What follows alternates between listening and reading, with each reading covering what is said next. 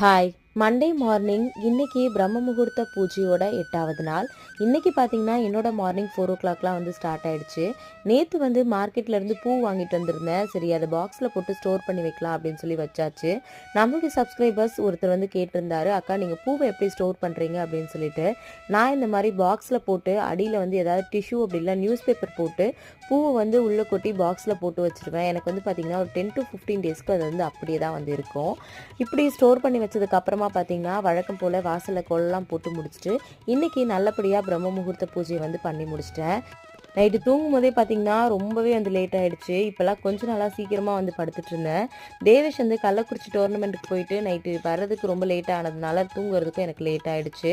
இருந்தாலும் காலையில் பூஜை பண்ணோம் அப்படின்றதுனால காலையில் சீக்கிரமாகவே வந்து எந்திரிச்சிட்டேன். இன்றைக்கி சாரீ கட்டலாம் அப்படின்னு நினச்சேன், என்னால் கட்ட முடியல. இன்றைக்கி நான் நல்லபடியாக பிரம்ம முகூர்த்த பூஜை பண்ணி முடிச்சிருக்கேன். மறுபடியும் நாளைக்கு பார்க்கலாம். தேங்க்யூ.